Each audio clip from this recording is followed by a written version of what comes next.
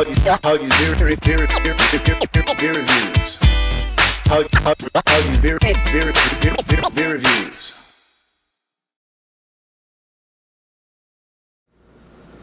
What's going on, guys? Welcome back to another one of Hoggie's beer reviews, and this is a two-part video. These are going to be the two newest beers from Anheuser-Busch InBev. The next video is going to be Beck's Sapphire. More on that later. But right now, what we have is this guy here. I have gotten so many requests for this review, and here it is, guys. Before the Super Bowl, you know what it is: Budweiser Black Crown. That's right, the newest abomination from Anheuser-Busch InBev. In case you guys don't know, Anheuser-Busch of St. Louis, Missouri was bought by international conglomerate InBev a few years ago. InBev, through acquisitions and mergers with other breweries, they now own brands such as Beck's and Stella Artois, and now they also own Budweiser. So they're releasing these two new beers, Budweiser Black Crown and Beck's Sapphire. Well, they've actually been released. They've been on the market for the last couple weeks, but the official launch, the official debut for these beers is going to be the Super Bowl. Basically, Budweiser is doing exactly what they did last year when they launched Bud Light Platinum during the Super Bowl. And for Bud Light Platinum, a 6% alcohol by volume light beer, they spent a shitload of money.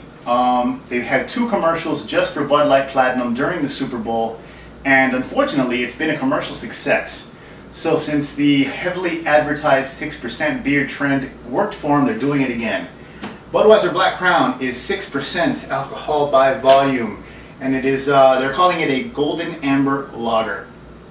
Black Crown, distinctively smooth, beechwood finished. And up top, real clear, so there's no mistaking it, 6% alcohol by volume.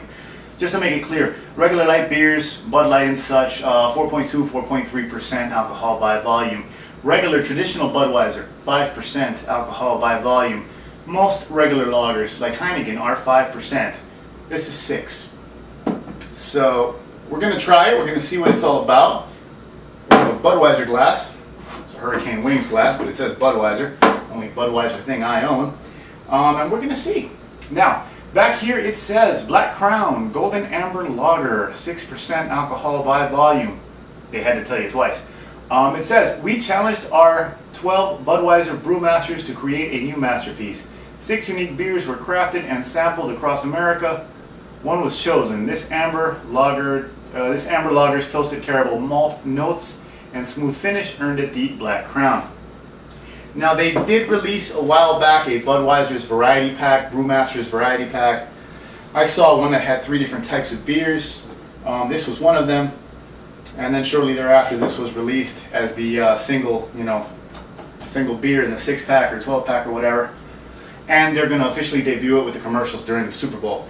Enough talk, let's get to it. People want to know what's up with Budweiser Black Crown. Now, as far as Bud Light Platinum, I didn't think much of it because it's a gimmick. You know, it's not a light beer. It's not Bud Light. It has pretty much the same carbs and calories as a regular beer, yet they're calling it Bud Light. You know, and the whole thing was that it's 6%. It was marketed towards people who want to get drunk faster. I'm assuming this is going to be the same thing.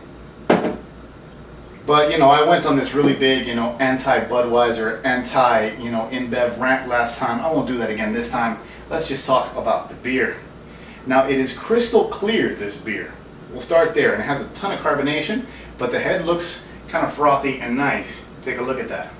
I looked it up. This is categorized on the beer websites as an amber lager or a red lager. It is not an adjunct lager like your typical Budweisers, Bud Lights, Busch, etc.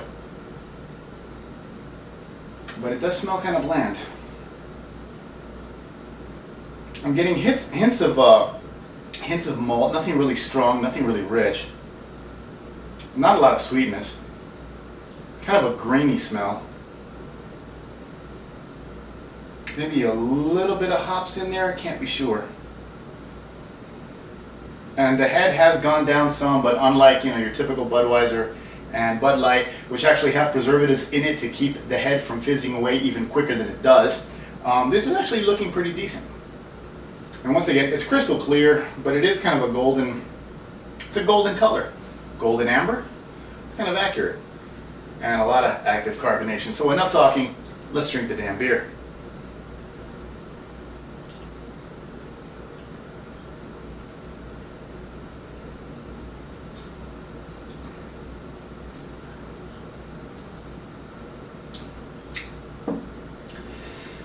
It's not bad, but it's bland. It reminds me of Dos Equis Amber. You know, no corn, no veggies. It's not really offensive, but supposedly it's heavy on the toasted caramel malt. I really don't get a lot of that. I get a very subdued malt flavor. Not really a lot of hops towards the finish. It's kind of a grassy, almost hay-like kind of bitterness towards the end.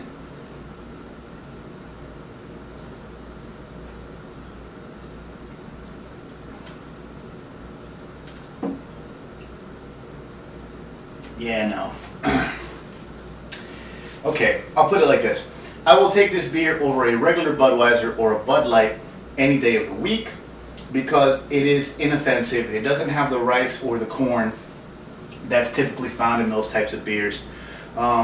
Just for Budweiser, for those of you who didn't know, just for Budweiser and Bud Light, Anheuser-Busch actually buys up about 40% of the domestic rice crop. That's why it's an adjunct lager. Budweiser's main adjunct is rice. This doesn't taste like rice, or the corn they use in Busch and Natural. So it's inoffensive, but it's watery, it's kind of bland. The malt flavors really aren't strong. The hop flavors really aren't strong. The head finally disappeared and said goodnight. So, I don't know, man. They're going to hype the hell out of this beer. You know, they're paying big money for those Super Bowl commercials. And I know people are going to buy it. And I'm sure the kind of people who drink Amberbach are going to like this beer. People who, like I said, Dos Equis Amber and those types of commercial, slightly darker beers, they're going to like it. But it's still kind of a bland, watery, mainstream commercial Budweiser product whose main selling point is at 6% alcohol by volume. So I don't know what else I need to say here. I won't give this a rating because I am biased towards Anheuser-Busch. You know, I won't bother giving it a glass. I mean, if I was really going to rate it as a beer, I'd say it's a glass half empty, borderline kind of a half full, you know, half in the middle there, because it's inoffensive, but it's so bland, it's so boring. There's more flavorful beers on the shelf, and that's what it comes down to. If you want flavor, this is still not the beer for you. So I don't know how long this product will be on the market. Maybe it'll be a success, maybe it won't, but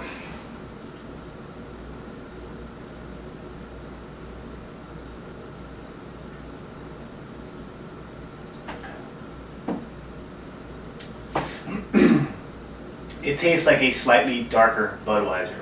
A little less offensive, a little bit more rich, but still on all a Budweiser. It doesn't compare to real beer. And it's just another gimmick at 6%. So I've rambled enough. Let me get out of here. Those are my thoughts on Budweiser's Black Crown, their newest product, soon to be heavily advertised during the 49ers-Ravens Super Bowl in 2013. That's it, guys. Remember, Hoggie's Beer on Facebook, Twitter, Google+. What else? I'm missing one. Facebook, Twitter, Google+, and Hoggie's Beer on YouTube. There's a lot more videos, a lot more stuff coming. Check me out, and I'll see you on the next one. Cheers.